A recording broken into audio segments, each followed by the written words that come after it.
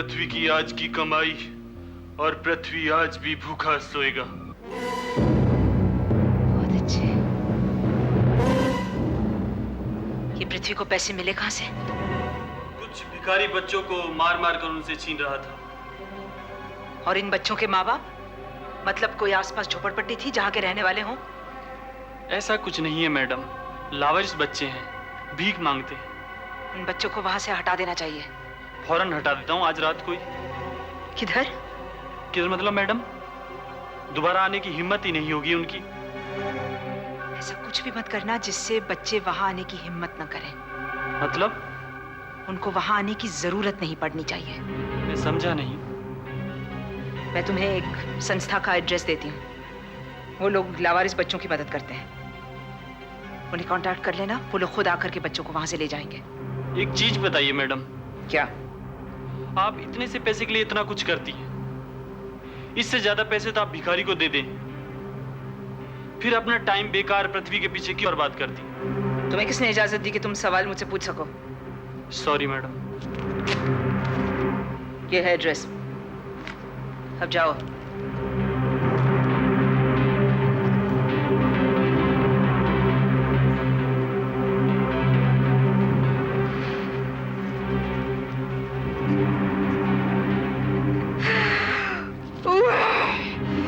पृथ्वी आज रात भी भूखा मरेगा।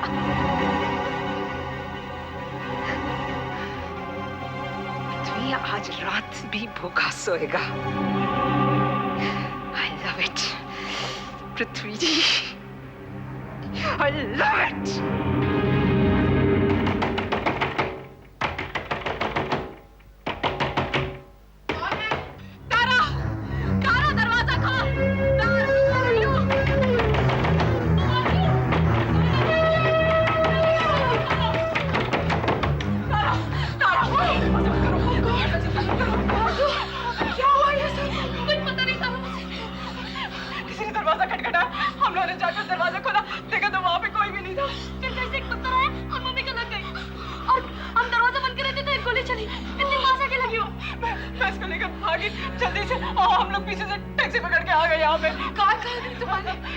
कार लेके कैसे आते हो? तो सामने पार्क की हुई थी ना, इसलिए।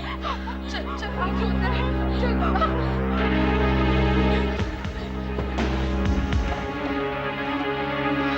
आजू, लेकिन वो लोग थे कौन? कौन होगा? राणा और उसके साथी। वही तो मुझे खत्म करना चाहते हैं। मेरे पूरे खानदान को उन लोगों ने नहीं छोड़ा। हरामी साले, देखो तो सही किस तरह चोट पहुंचाई, खून कर दिया है बेचारे को। तारा मौसी, मैं छोड़ूंगा नहीं जिसने भी ये किया। एक एक को मार डालूंगा। मेरी मम्मी को चोट पहुंचाई है उन लोगों ने। बेचारा बाबा, इतनी छोटी सी उम्र में क्या कुछ देखना पड़ रहा है इसे। हाँ तारा, इसीलिए मैं इसे तुम्हारे पास लाई हूँ, क्योंकि मेरे पास अब इसका रहना मुमकिन नहीं है। एक अजीब सी जिंदगी जी रही हूँ मैं। एक ऐसी लड़ाई जिसमें अपने आप को बचाते हुए बहुत सारे लोगों को खत्म करना है, मुझे तबाह करना है। मैं इंस्पेक्टर साहब और मकरंद के पास जा रही हूँ। चाचा और आशीष भी वहीं होंगे। आरज़ू, तू कहीं नहीं जाएगी। आज की रात यहीं रहेगी। देखती हूँ कैसे कोई तेरा कुछ बिगाड़ता है। नहीं, ये मुमकिन नहीं है। मुझे जल्दी से जल्दी वहां पहुंचना है। ये चाचा और आशीष की जिंदगी का सवाल है। राणा ने मेरे अंदर सोए हुए खून को उबाल के मेरे अंदर की सोई हुई ताकत को जगाया है। एक औरत की असली ताकत।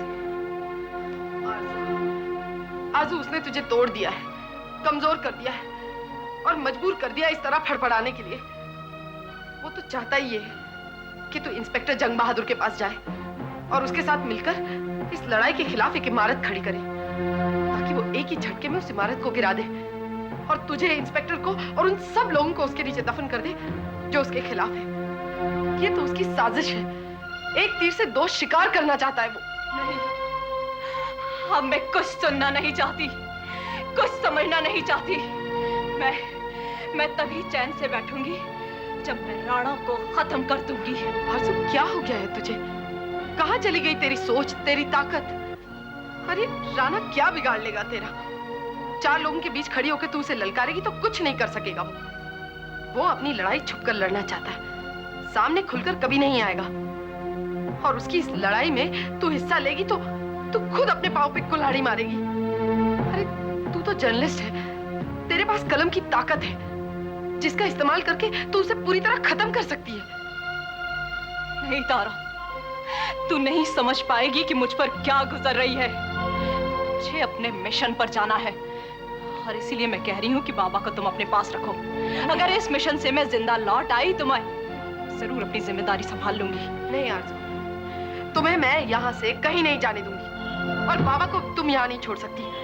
वो तुम्हारे बगैर नहीं रह सकता। क्यों? तू उसकी माँ नहीं है? लेकिन वो तेरे बगैर नहीं रह सकता। क्यों बाबा, रहेगा तू? नहीं मौसी, वो बच्चा है, एडजस्ट कर लेगा, लेकिन अब ये तेरी जिम्मेदारी है, संभाल इसे। कभी नहीं। तू जहाँ जा रही है वहां तू उसे लेकर नहीं जा सकती, इसलिए तुझे भी यहीं रहना पड़ेगा। तारा, तारा तू कितनी मतलबी है, कितनी खुदगर्ज है। तुझे आज भी उम्मीद है कि शायद दीपक लौट आए, इसलिए तू ये सोचती है कि बच्चे की जिम्मेदारी को कौन उड़ेगा? हाँ आरज़ू, तू कितनी सेल्फिश है तारा। तू अच्छी तरह से जानती है कि मैं मौत और जिंदगी के बीच एक पतली दीवार पे खड़ी हुई हूँ, और फिर भी तू मेरा साथ नहीं देना चाहती है। तू चाहती है कि ये बच्चा भी मेरे साथ रहे ताकि वो भी मौत की गर्त में समा जाए। हाँ हाँ, कोई और कहेगा भी क्या? एक माँ अपने पति को खुश रखने के लिए अपने बेटे तक की कुर्बानी दे सकती है। तुम्हें तो माँ कहने का भी हक नहीं है। तारा, तुम उस रहम की हकदार भी नहीं हो जो एक माँ को मिलना चाहिए। तुम्हें क्या फर्क पड़ता है अगर तुम्हारा बेटा और मैं गर्त में चले जाएं तो? आरज़ू, ये क्या कह रही है तू? हाँ, मैं सच कह रही हूँ। बहुत देख ली तुम्हारी खुदगर्जी। अब मैं तुम्हारी एक भी नहीं सुनूंगी, क्योंकि अब मैं भी खुदगर्ज हो गई हूँ। लो, संभालो इसे। अब मेरी इसकी कोई जिम्मेदारी नहीं, समझी? मेरा इसके साथ कोई लेना देना नहीं।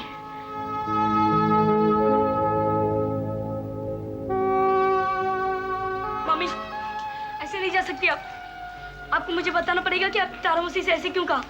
नहीं बेटे, मैं ऐसा कुछ कहना नहीं चाहती थी। मेरा वो मतलब नहीं था। तो फिर कहा क्यों आपने? क्योंकि तारा मुझे जाने नहीं देती, इसके अलावा मेरे पास कोई रास्ता नहीं था, इसलिए। Mummy, I love you mummy.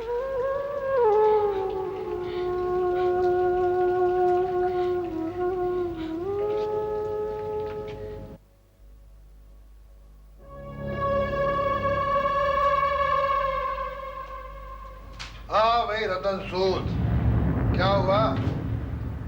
तेरी शक्ल से तो देख के लगता है कि तू आज भी खाली हाथ ही आया है। नहीं चलेगा ना, ऐसे नहीं चलेगा रतन सूद, ऐसे नहीं चलेगा। भाई तू तो यहाँ एक एक दिन ऐसे गुजार रहा है जैसे पिकनिक पे आया हुआ। हमारे धंधे में ऐसा नहीं होता है। हमारी इस दुनिया में ना हर कोने में कुछ ना कुछ दबा होता है, उसको ढूंढना पड़ता है, समझे? मैं क्या करूं सर, कोई सिरा तो मिले। इस पृथ्वी का तो कहीं अता पता ही नहीं है। तू कमाल का आदमी है, कमाल का आदमी है रतन सूद। तू तो हद हो गई है। कहता कोई अता पता नहीं, सिरा नहीं। और तेरे को एक आदमी ढूंढने को कहा था और तूने 3 दिन लगा दिए उसको। अच्छा मेरे भाई, ये पृथ्वी को ढूंढना बंद कर दे। नहीं मिला ना कोई बात नहीं, पर कोई ऐसा आदमी तो ढूंढ जिसके थ्रू उसके तक पहुंचा जा सके।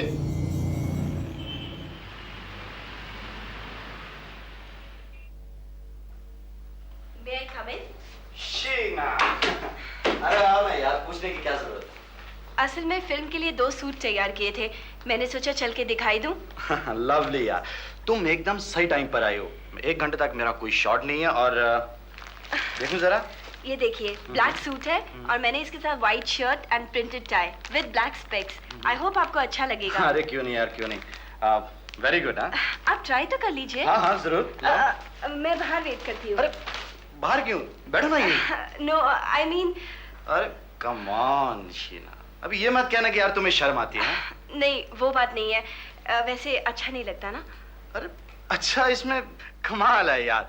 तुम कॉस्ट्यूम डिजाइनर हो और तुमने कभी किसी आदमी को बिना कपड़े के देखा ही नहीं?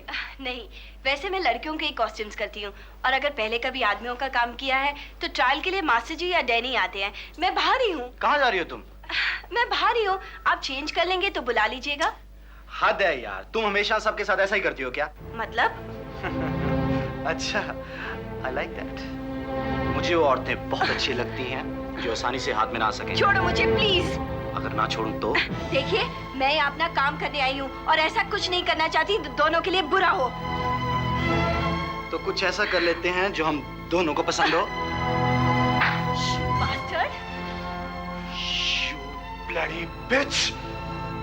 तुमने मुझ पर हाथ उठाया? हाँ, तुम पर। और अगर मेरे नजदीक आए तो फिर से उठाऊंगी, क्योंकि तुम जैसे आदमियों के लिए यही तरीका है, जो सोचते हैं दुनिया की हर औरत तुम्हारे साथ सोने के लिए तैयार हो जाएगी। अरे अपना चेहरा देखा आईने में? तुम्हारे जैसे चेहरों से मुझे घिन आती है। सामने नहीं आना आज के बाद मेरे। Get out! हाँ, चली जाऊंगी। पहले तुम्हारी असलियत बता दूं। अपने आप को देखते रहो आईने में और पूछो अपने आप से, नफरत हो जाएगी तुम्हें खुद से। नफरत। हाँ।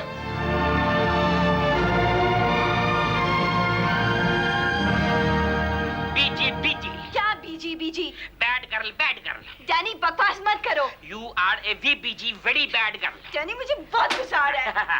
Now you are a VAG very angry girl. Danny तुम्हें किसी की फिक्र है कि नहीं? अरे मुझे तुम्हारी फिक्र के अलावा किसी और का फिक्र करने का जरूरत है क्या? अगर तुम्हें मेरी फिक्र होती तो मुझसे पूछ लेने की मुझे गुस्सा क्यों आ रहा है? अरे बड़ी साइन, चलो पूछ लिया, बताओ क्यों आ रहा है? वो साले हीरो की वजह से। शीना, तुम क्यों आए हो यहाँ? तुम पूछ रही हो मुझे? अरे जबान संभाल के बात करना यहाँ पर, वरना जबान काट के दो टुकड़ा करके तेरी जेब में डाल देंगे। आप बीच में नहीं बोलेंगे, समझे? इसने जो किया इसके लिए मैं इसे कभी नहीं माफ कर सकता। तेरा माफी किसको मांगता है यहाँ पर यार, किसको मांगता है, समझा?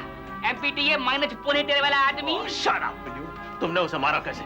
इसलिए कि वो थप्पड़ से ठीक हो सकता है। और छोड़ो मेरा हाथ, मुझे दर्द हो रही है। नहीं छोड़ूंगा तुम्हारा हाथ। तुमने मेरे हीरो को थप्पड़ कैसे मारा? तुमने सोचा नहीं नतीजा क्या निकलेगा उसका? अरे हम लोग नहीं छोड़ता, छोड़ उसको, उसको दर्द हो रहा है, हम लोग छोड़ता नहीं, कर डालता, समझा ना? क्या मारेगा मुझे? हाँ मारूंगा। सोचना भी नहीं। तेरे को बोला ना, छोड़ता बाद में, पहले करता है बाद में छोड़ता है। बताऊं तेरे को? आया समझ में? छूना मत डैनी को, तुम हमारे घर में हो और ये बुटीक है। और इतना बता दो कि मैंने तुम्हारे हीरो को क्यों मारा? क्यों मारा? इसलिए मारा क्योंकि वो अपने आप को बहुत समझ रहा था, सोच रहा था कि मैं बहुत आसानी से अवेलेबल हो जाऊंगी। आई एम वेरी हैप्पी कि मैंने उसे मारा। मेरी बेवकूफी थी जो तुम पे ट्रस्ट करके मैंने तुम्हें कॉस्ट्यूम्स का काम सौंपा था। मैंने सोचा था तुम्हारे बिजनेस में तुम्हें फायदा होगा। श्रेया और शांतम का ध्यान रखा मैंने, और उसके बदले में क्या दिया तुमने मुझे? मेरी यूनिट की बेइज्जती।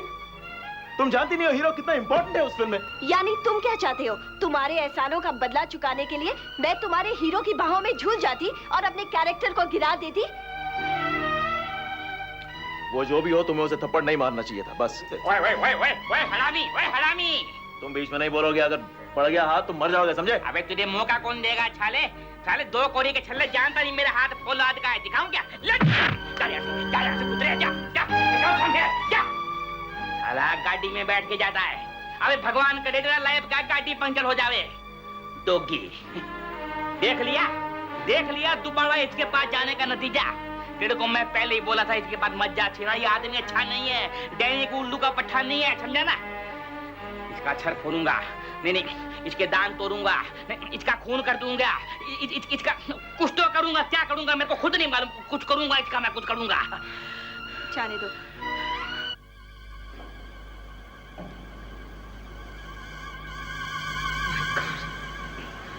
ये क्या, कैसे हुआ? कौन है ये? Oh my God! आशा, कहाँ मिली तुम लोगों को इसकी लाश? बोरिए मान के भूले फेंका हुआ था। क्या? जी मैडम, हम दोनों इससे मिलने गए थे, लेकिन वहाँ बोरे में खून रिस रहा था। किसने किया ये? कुछ पता नहीं चला मैडम। कुछ पता नहीं चला? इसका क्या मतलब है कुछ पता नहीं चला?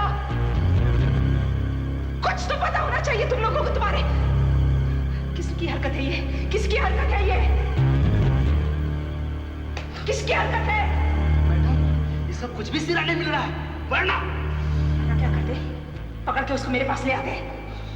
कभी तुम्हारे इलाके में घुस करके कोई तुम्हारी शादी का खून करके चला जाता है और तुम लोग कहते हो कुछ पता नहीं चला। मैडम, मैं सिरा ढूंढ रहा हूँ।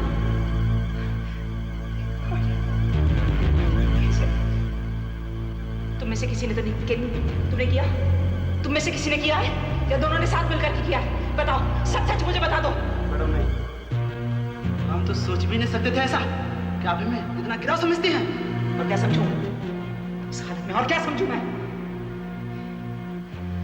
पिछले 8 साल से कभी ऐसा नहीं हुआ हमारे साथ। हमारी गैंग हमेशा बड़ी सफाई से अपना काम करती है, कभी ये खून खराबे की नौबत नहीं आई, ना हमें ना किसी और को हमारे साथ करने की जरूरत पड़ी है ये सब। और आज अचानक किसी ने हमारे साथ ये जंग छेड़ दी है, हमारे साथ ये जंग छेड़ दी है। My God. मैडम,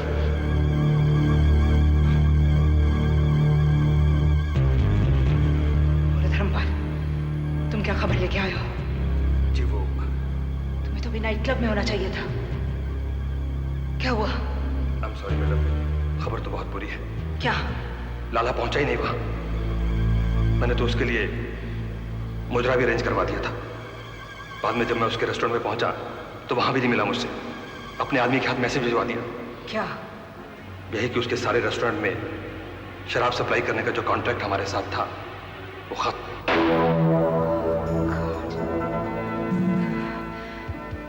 25 लाख रुपए महीने का कॉन्ट्रैक्ट किससे खरीदेगा वो अब? जी वो कोई रतन सूद करके है। रतन सूद? क्या हैसियत है उसकी हमारे सामने? क्या स्टैंडिंग है उसकी? जी वो कोई जेबी बिंद्रा करके एक एनआरआई है जो उसे सपोर्ट कर रहा है। जेबी बिंद्रा? बहुत सुनते हैं नाम आजकल ये। आसपास के सारे कारोबार खरीद करके अपने पैसे की नुमाइश कर रहा है। उसे हमारे बारे में पता नहीं है शायद अभी। गाड़ी निकालो मेरी, मुझे कहीं जाना है। जी वो बादशाह, इसको सुबह तक जला दो, इसकी लाश।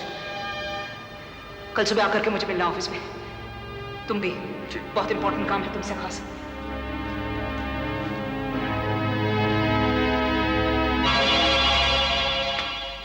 यकीन नहीं होता कंचन की राणा। तुम्हें सच्चाई पे यकीन कब होता है? मेरे माँ बाप मर गए और तुम यही कहते रहते। तुम बात बात पर अपनी ये 2 पर बंदूकें लेकर के मेरे ऊपर चढ़ क्यों जाती हो? मैं तुम पर चढ़ नहीं रही, मैं तुम्हें सिर्फ ये बता रही हूँ कि तुम ये मत सोचो कि हर बार हम सही हैं। तो फिर हम क्या करें? हाथ में नंगी तलवार लेकर के निकल पड़े और गलियों में हल्ला मचाते डोले कि एक मुजरिम को घर से बाहर निकालो? कभी तो बात को समझने की कोशिश किया करो आरजू। जब से ये तुम्हारे साथ हुआ है हम सब चौकन्ने हैं, हाथ पर हाथ धर कर नहीं बैठे हम लोग। अब इस सब के लिए हम लोगों को तैयारी करनी पड़ेगी। मकरंद, ये वक्त बेकार बहस करने का नहीं है। दुश्मन जब हमला करेगा ना तब हमें लड़ाई करनी पड़ेगी। उस वक्त हम ट्रेनिंग लेने नहीं बैठेंगे। देखो कंचन, वैसे ये बिल्कुल ठीक बात कह रही है मकरंद। हमारे पास वक्त नहीं है। बादशाह का इस तरह से खून हो जाना और लाला का कॉन्ट्रैक्ट छिन जाना, इन दोनों चीजों के पीछे सिर्फ एक आदमी हो सकता है और वो है राणा। तुम्हें नहीं लगता कि हम बहुत जल्दी किसी नतीजे पर पहुंच रहे? अभी अभी तुमने कहा था कि रतन सूद को किसी एनआरआई बिंद्रा की शय मिली हुई, कहा था ना तुमने? हाँ। और उसी को कॉन्ट्रैक्ट मिला लाला का। राइट। और रतन सूद ही वो आदमी है जिसने बाबा को किडनैप किया था। उसे छुड़ाने के लिए उसने मांगा क्या? राणा की प्रॉपर्टी के पेपर्स। ये एनआरआई बिंद्रा है कौन? उसका और राणा का कोई कनेक्शन होना ही चाहिए। हाँ कंचन, तू बिल्कुल ठीक बोल रही है।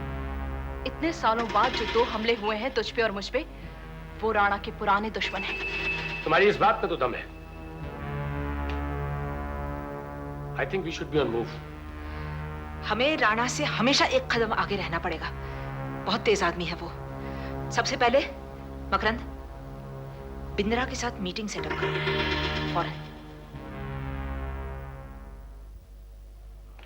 बिंद्रा साहब, बिंद्रा साहब, वो क्या है यार, इतनी रात को है?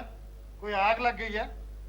कोई मुसीबत आ गई है? खतरे की घंटी बजी? क्या बात क्या है? कोई बात नहीं है, खबर इतनी अच्छी है कि मैं सब्र ही नहीं कर पाया। ओह रतन सूद, और तेरा यही प्रॉब्लम है, सब्र तो है ही नहीं तेरे में। और हमारे धंधे का खेल ही सारा इंतजार और सब्र का है। खैर बता क्या बात है? बिंद्रा साहब, आपने कहा था कि कंचन के खास आदमी को ले आना। मैंने कंचन के दिल की धड़कन को खरीद लिया है। आज के बाद वो सिर्फ हमारे लिए काम करेगा।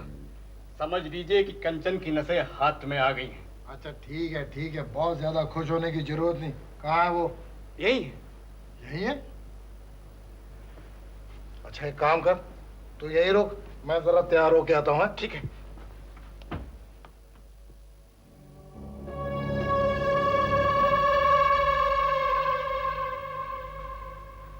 तुम